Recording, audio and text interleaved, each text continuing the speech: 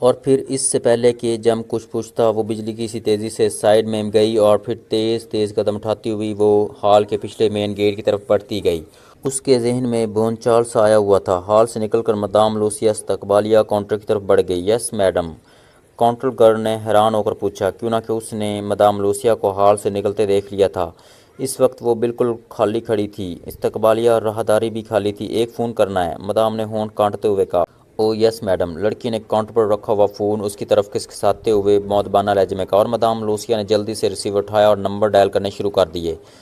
Counter girl खामोश खड़ी उसे फ़ोन करते देख रही थी। यस, चीकू स्पीकिंग। राब्ता कायम होते ही दूसरी तरफ से आवाज़ सुनाई दी, लूसिया बोल रही हूँ। लूसिया ने होंठ दबाते हुए कहा, यस मदाम। दूसरी तरफ से बोलने वाला का लहजा मौदबाना था। फ़ौरन अपने साथियों समेत शटल नोट ला जाओ, फ़ौरन, लूसिया ने कहा और रिसीवर रख कर वो तेज़ी से मुड़ी और बजाय हॉल में जाने के बाहर की तरफ चल पड़ी। बाहर बरामदे में आकर वो तेज़ तेज़ कदम उठाती पार्किंग की तरफ बढ़ गई। अभी उसने चंद कदम ही उठाए थे कि एक साइड से बावर्दी ड्राइवर निकलकर उसके करीब आया। उसके चेहरे पर हैरत के आसार थे। कार में चलो, मदाम लूसी ने कहा और तेज़ तेज़ कदम उठाती कार की तरफ बढ़ गई। पार्किंग सुनसान थी। उसने जल्दी से आगे बढ़कर खुद ही कार का दरवाज़ा खोला और अंदर बैठ गई। ड्राइवर ने अपनी सीट का दरवाज़ा खोला और अंदर बैठ गया। सुनो जूनी, अभी चीकू यहाँ अपने साथियों के साथ आएगा।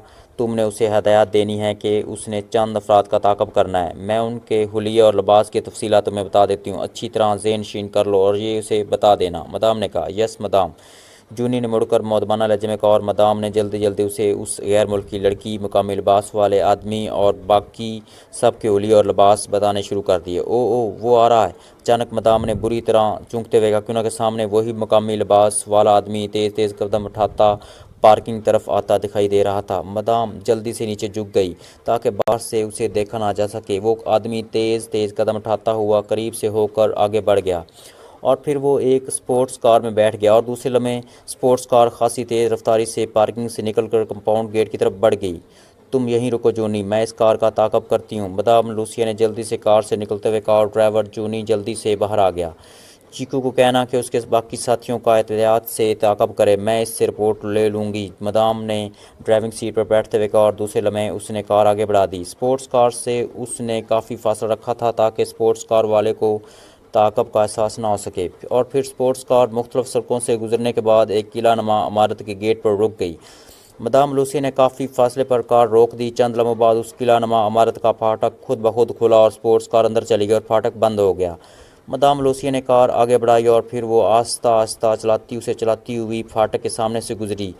वो बड़े गौर से उस इमारत और फाटक का जायज़ा ले रही थी और उसके बाद उसने कार की रफ्तार तेज़ की और वापस अपनी रैशगाह की तरफ बढ़ गई। डैशबोर्ड के नीचे लगे हुए बटन के ज़रिए उसने फाटक खोला और अंदर कार लेकर चली गई। पोर्च में कार रोक कर वो उतरी और फिर तकरीबन दौड़ती हुई राहदारी से गुजर कर एक छोटे से कमरे में आई।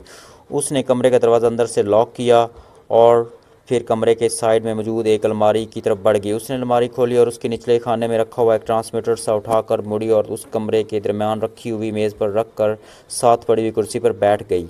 उसने ट्रांसिस्टर के ऊपर में लगा हुआ एक छोटा सा बटन प्रेस किया और फिर ट्रांसिस्टर के सामने की रुख लगी हुई दो नाबों को मुख्तलिफ सिमतों में घुमाना शुरू कर दिया। जब ट्रांसिस्टर के डायल पर मौजूद दो मुख्तलिफ रंगों की सुइयाँ एक दूसरे को क्रॉस करके एक दूसरे की मुखालिफ सिमतों में मखसूस हिस्सों पर पहुँचीं तो मदाम लूसिया ने नाबों से हाथ हटाकर नीचे लगा हुआ एक बटन प्रेस कर दिया। दूसरे लम्हे ट्रांसिस्टर से हल्की हल्की सी मौसीकी की आवाज़ निकलने लगी। चंद लम्हों बाद ही मौसीकी अचानक रुक गई और उस एक भारी सी आवाज़ बरामद हुई। आप रेडियो ट्रपाई से मौसीकी सुन रहे थे और जैसे ही ये फ़िक्र मुकम्मल हुआ मदाम लूसिया ने जल्दी से एक और बटन प्रेस कर दिया और दोबारा मौसीकी की आवाज़ निकलने लगी। फिर अचानक मौसीकी की जगह ऐसी टूं टूं की आवाज़ें निकलने लगी जैसे ट्रांसमीटर से निकलती हैं। Hello hello, Lucia calling, chief boss over. Madam Lucia ने फ़ौरन पहले वाला बटन दबाते हुए कहा, yes chief boss attending over. एक भारी आवाज़ सुनाई दी, चीफ बॉस, मैंने माल चीकू के ज़रिए आप दोस्त तक पहुंचा दिया, ओवर, लूसिया ने कहा। फिर कॉल की वजह, ओवर, चीफ बॉस ने एक रफ्त लहजे में कहा और जवाब में लूसिया ने फ़ैशन शो में जाने से लेकर उस मुकामी आदमी के इस किला नुमा इमारत में जाने तक पूरी तफसील बता दी। तुम चूंकि किस बात पर थी, ओवर, चीफ बॉस ने पूछा। बॉस, वो आदमी ज्वेलरी को बड़े गौर से देख रहा था, फिर उसका लिबास भी अजीबोगरीब था। वैसे वो शक्ल सूरत से बिल्कुल अहमक सा लग रहा था, ओवर, लूसिया ने कहा। मैं सारी बात समझ गया हूँ, उस आदमी का हलिया तफसील से बताओ, ओवर, चीफ बॉस ने कहा और मदाम लूसिया ने हलिया तफसील से बताना शुरू कर दिया।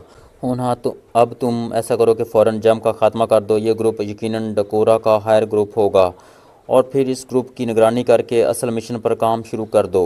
जिम की वजह से हमारा मसला काफ़ी हद तक हल हो गया है, चीफ बॉस ने तेज लहजे में कहा।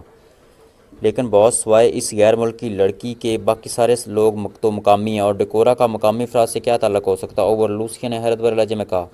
सुनो लूसिया, तुम डेकोरा को पूरी तरह नहीं जानती। वो हमेशा मकामी अफराद को सामने रखता है और असल आदमी पीछे रखता है जो आखिरी लम्हात में आगे आते हैं। मुझे यकीन है कि इन लोगों की निगरानी से डेकोरा के असल आदमियों का भी पता चल जाएगा। और दूसरी बात यह कि अब डेकोरा इस ज्वेलरी के पीछे भागता रहेगा और नतीजतन ये कि हमारा असल मिशन उसकी निगाहों से ओझल रहेगा। तुमने वाकई अच्छी प्लानिंग की है। इस मकामी आदमी का ज्वेलरी में दिलचस्पी लेना यह ज़ाहिर कर रहा है कि डेकोरा उसे ही हमारा असल मिशन समझ रहा है। ओवर, चीफ ने बॉस ने कहा। लेकिन बॉस, अगर जिम ने उसे टिप दी होती तो वो चीकू के पीछे भागता, उसे फैशन ज्वेलरी पर शक करने की क्या ज़रूरत थी। ओवर, लूसिया ने हैरान होते हुए कहा। दरअसल डेकोरा समझता है कि हम असल मिशन छुपाने के लिए उसे चक्कर दे रहे हैं।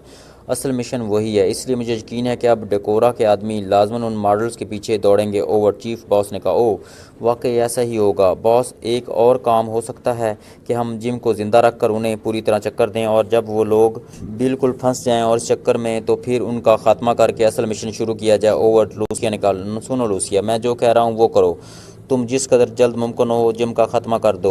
अब उसका मजीद जिंदा रहना हमारे लिए खतरनाक साबित होगा। ओवर, इस बार चीफ बॉस का लहजा बेहद सख्त हो गया। Yes boss. ओवर, लूसिया ने मुंह बनाते हुए जवाब दिया। ओवर एंड ऑल, दूसरी तरफ से कहा गया और लूसिया ने हाथ बढ़ाकर ट्रांजिस्टर के बटन ऑफ किए और फिर उसे उठाकर वापस अलमारी में रखा और अलमारी बंद करके उसने आगे बढ़कर दरवाज़ा खोला और उस कमरे से निकलकर वो एक और कमरे में आ गई। ये कमरा दफ्तर के अंदाज में सजा हुआ था। वो अभी ऊंची नशिस्त की कुर्सी पर बैठी ही थी कि उसे कॉल बेल की आवाज़ सुनाई दी और साथ ही सामने दीवार पर लगी हुई एक छोटी सी स्क्रीन रोशन हो गई। स्क्रीन पर जम फाटक के बाहर खड़ा हुआ नजर आ रहा था।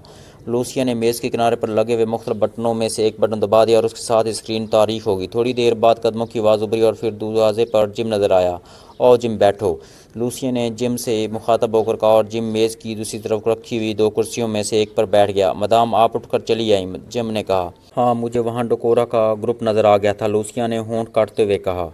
डेकोरा ग्रुप? ओह, वो कौन सा ग्रुप था? मैं डेकोरा के आदमियों को अच्छी तरह जानता हूँ। मुझे तो वहाँ उस ग्रुप का एक आदमी भी नज़र नहीं आया, वो चाहे मेकअप में भी होते लेकिन मेरी नज़रों से ना छुप सकते थे। जम ने हैरान होते हुए कहा। सुनो जम, तुम मेरे मतलब क्या जानते हो? लूसिया ने अचानक सवाल करते हुए कहा। आपके मतलब मैं क्या जानता हूँ? ओह, ये आप क्यों पूछ रही हैं? जम ने चौंक कर पूछा। तुम बताओ तो सही, लूसिया ने कहा। मुझे इतना मालूम है कि आपका तल्लक नारान की सबसे बड़ी तंजीम सिल्वर हैंड्स से है, जिम ने जवाब दिया। देखो जिम, मेरा नाम लूसिया और मैं सिल्वर हैंड्स की चीफ एजेंट हूँ। मुझसे कोई बात छुपी नहीं रह सकती। मुझे मालूम हुआ है कि तुम्हारा तल्लक डेकोरा से रहा है। लूसिया ने होंठ चबाते हुए कहा। डेकोरा से और मेरा तल्लक? ये कैसे मुमकिन है मदाम? जिम ने बुरी तरह चूंकते हुए कहा। उसके अंदाज में हल्की सी बेचैनी नुमाया हो गई थी। अच्छा सवाल है, लेकिन घबराने की ज़रूरत नहीं है। बस मुझे ज़ाती तौर पर पसंद आ गए थे, इसलिए मैंने तुम्हें कबूल कर लिया। लेकिन अगर से ये समझते हो कि तुम डेकोरा को मेरे मुतल्लक इतला देने के बावजूद मुझसे छुपे रहोगे तो ये तुम्हारी गलत फहमी है। और तुम रात मुझे शराब पिलाकर जो कुछ इशारे कनाए में पूछना चाहते थे वो मैं तुम्हें अब बता देती हूँ, लूसिया ने मुस्कुराते हुए कहा। और जम की हालत एक तरफ बदल गई। उसने बिजली की तेज़ी से जेब से रिवॉल्वर निकाल लिया। ओह, मैं तो हैरान था कि तुम जैसी सीधी सादी और अयाश लड़की आखिर इस तरह सिल्वर हैंड से मुतल्लक हो सकती है, लेकिन अब मुझे समझ आई है कि तुम ज़रूर से कुछ ज़्यादा ही गहरी हो। जिम का लहजा भी और उसका चेहरा भी एक तरफ बदल गया था और फिर लूसिया के कहकाहे से कमरा गूंज उठा। तुम बड़ी जल्दी घबरा गए हो जिम। वैसे ये रिवॉल्वर खाली है, बेशक इस्तेमाल करके चेक कर लो, लूसिया ने हंसते हुए कहा। और जम ने बेख्तियार चौंक कर रिवॉल्वर की तरफ देखा ही था कि एक धमाका हुआ और साथ ही जिम चीख मारकर कुर्सी समेत पुश्त के बल पीछे जा गिरा। उसके सीने में ऐन दिल वाली जगह पर सुराख हो चुका था और वो सिर्फ चंद लम्हे तड़पा और फिर सख्त हो गया। लूसिया ने मुंह बनाते हुए मेज़ के किनारे पर लगे हुए एक बटन पर से उंगली हटा ली जिसके मदद से उसने मेज़ के दूसरे किनारे से फायर किया था। अहमक आदमी लूसिया को बेवकूफ़ समझ रहा था, लूसिया ने बड़बड़ाते हुए कहा। उसी लम्हे मेज़ पर रखे हुए टेलीफोन की घंटी बज उठी और लूसिया ने चूंक कर रिसीवर उठा लिया। Yes, Lucia speaking. लूसिया का लहजा खासा सख्त था। चीकू बोल रहा हूँ मदाम, दूसरी तरफ से चीकी की आवाज़ सुनाई दी। यस, क्या रिपोर्ट है? लूसिया ने सख्त लहजे में कहा। मदाम, ये ग्रुप फैशन शो से निकलकर सीधा एयरपोर्ट पर और फिर उन्होंने उन मॉडल्स की बड़ी सख्ती से निगरानी शुरू कर दी। जब मॉडल्स का चार्टर त्यारा प्रवास कर गया तो उस गैर मुल्क की लड़की ने टेलीफोन करके रिपोर्ट दी। मैंने वायरलेस कैचर के ज़रिए ये कॉल टेप कर ली और मैं ये टेप जोनी के हाथ आपको भिजवा रहा हूँ, चाकू ने जवाब देते हुए कहा। अब ये ग्रुप कहाँ है? लूसिया ने होंठ काटते हुए कहा। वो एक इमारत में वापस गए हैं और हम उस इमारत की निगरानी कर रहे हैं। चीकू ने जवाब दिया, ठीक है, निगरानी जारी रखो, मैं टेप सुनने के बाद तुम्हें मजीद हदायत दूंगी। लूसिया ने कहा और रिसीवर रख दिया। थोड़ी देर बाद कॉल बेल बजने की आवाज़ सुनाई दी और उसके साथ ही सामने स्क्रीन रोशन हो गई। लूसिया ने देखा कि फाटक के बाहर जॉनी खड़ा हुआ है।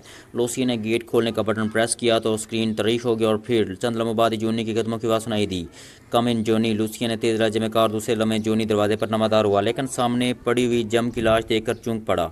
उसके चेहरे पर एक लम्हे के लिए हैरत के आसार नमादार हुए, लेकिन फिर दूसरे ही लम्हे वो संभल गया। चीकू ने यह टेप दिया है। जॉनी ने आगे बढ़कर मौदबाना अंदाज में जेब से एक मैक्रो केस निकाल कर लूसिया की तरफ बढ़ाते हुए कहा, ठीक है, तुम इस जम की लाश उठाकर किसी गटर में फेंक दो। डेकोरा का आदमी था। लूसिया ने मैक्रो केस टेप लेते हुए स्पार्ट लहजे में कहा, ओ यस मदाम। जूनियर ने चौंक कर कहा और फिर उसने झुक कर फर्श पर मुर्दा पड़े हुए जम का बाजू पकड़ा और उसे घसीटता हुआ कमरे के दरवाजे से बाहर ले गया। लूसिया ने मेज़ की दराज खोली और उसमें मौजूद एक माइक्रो टेप रिकॉर्डर निकाल कर मेज़ पर रखा और केस्ट उसमें डालकर उसने उसका बटन दबा दिया। हेलो जूलिया कॉलिंग, एक निशानी आवाज़ सुनाई दी। हैक्स 2। दूसरी तरफ से एक बारी आवाज़ सुनाई दी, बॉस मैं एयरपोर्ट से बोल रही हूँ। मॉडल से कोई मकामी या गैर मकामी आदमी नहीं मिला। वो एक मखसूस बस में इन्हीं मॉडल्स बालबाजों में यहाँ पहुँची हैं और फिर इन्हीं बराह रास्त चार्टर तैयारे में ले जाया गया है और फिर चार्टर तैयारा प्रवास कर गया। जूलिया ने कहा, उन्होंने वो ज्वेलरी पहनी हुई थी जो उन्होंने शो के वक्त पहन रखी थी। दूसरी तरफ से पूछा गया, यस बॉस, वही लिबास और वही ज्वेलरी। जूलिया ने जवाब दिया, ओके ठीक है, अब तुम 3 पॉइंट पर पहुंचो, वहां मजीद हदायत दी जाएंगी। दूसरी तरफ से कहा गया और उसके साथ ही रब्ता खत्म हो गया और केस रिकॉर्डर खामोश हो गया। लूसिया ने हाथ बढ़ाकर रिसीवर ऑफ कर दिया। ये एक्स्ट्रा कौन हो सकता है? इसका मतलब है कि डेकोरा का ताल्लुक इस ग्रुप से नहीं है, लेकिन फिर इन लोगों ने इस ज्वेलरी पर क्यों तवज्जो दी है? लूसिया ने बड़बड़ाते हुए कहा और एक बार फिर वो उठी और उस कमरे से निकलकर वापस उस कमरे में पहुंची जहां उसने पहले उस ट्रांसमीटर के जरिए चीफ बॉस से बात की थी। इस बार वो ट्रांजिस्टर नमा ट्रांसमीटर उठाए वापस दफ्तर वाले कमरे में आई और दरवाज़ा अंदर से बंद करके उसने दोबारा चीफ बॉस से बराबता कायम किया। अब क्या बात है ओवर? चीफ बॉस ने पूछा और लूसिया ने उसे जिम की हलाकत के साथ साथ उस टेप के मुतल्लक भी बताया और फिर केस को रिवाइंड करके उसने जूलिया और X2 के दरमियान होने वाली गुफ्तगू चीफ बॉस को सुना दी। हाँ, इसका मतलब है कि ये कोई और ग्रुप है, डेकोरा ग्रुप नहीं है। फिर लेकिन फिर इस ज्वेलरी के मतलब कैसे पता चला इन्हें? चीफ बॉस ने कहा, ये भी तो हो सकता है बॉस कि ये एक्स इस मुकामी ग्रुप का इंचार्ज हो और इसका रब्ता आगे डेकोरा ग्रुप से हो। ओवर, लूसिया ने एक नए ख्याल के तहत कहा, लेकिन तुमने रिपोर्ट के इन अल्फाज पर गौर नहीं किया कि कोई मुकामी आदमी इन मॉडल से नहीं मिला। इसका मतलब है कि वो किसी मुकामी आदमी के चक्कर में हैं। बहरहाल तुम इनकी निगरानी जारी रखो। ओवर, चीफ बॉस ने कहा। निगरानी तो हो रही है चीफ बॉस, लेकिन अब असल मिशन का क्या होगा? ओवर, लूसिया ने पूछा। अब जब तक इस X2 ग्रुप की असल पोजीशन सामने ना आ जाए असल मिशन पर काम शुरू नहीं किया जा सकता। ओवर, चीफ बॉस ने कहा। तो फिर बॉस क्यों ना इस ग्रुप का खात्मा कर दिया जाए? ओवर, लूसिया ने कहा, भी नहीं, अभी सिर्फ निगरानी करो। ऐसा मुमकिन है कि इस ग्रुप के खात्मे के बाद कोई नया ग्रुप सामने आ जाए जिसका हमें इल्म ही ना हो सके। ओवर, चीफ बॉस ने कहा। ठीक है बॉस। ओवर, लूसिया ने कहा। Over and all, chief boss ने कहा और उसके साथ ही रब्ता ख़त्म हो गया और लूसिया ने ट्रांसमीटर ऑफ किया और फिर उठकर उसने दरवाज़ा खोल दिया। उसी लम्हे टेलीफोन की घंटे एक बार फिर बज उठी और लूसिया ने रिसीवर उठा लिया। Yes, Lucia speaking. लूसिया ने कहा, चीकू बोल रहा हूँ मदाम, हमें डांट दिया गया है, इमारत तो खाली पड़ी हुई है और वो पिछली दरवाजे से निकल गए हैं। चीकू की आवाज़ सुनाई दी और लूसिया बेख्तर चौंक पड़ी। ओ, इसका मतलब है कि वो लोग बड़े होशियार साबित हुए हैं। तुम्हारे साथ कितने आदमी हैं? लूसिया ने होंठ काटते हुए कहा, मेरे अलावा 6 साथी। क्यों? चीकू ने हैरान होकर पूछा। तुम ऐसा करो कि आप अपने हेडक्वार्टर जाने के बजाय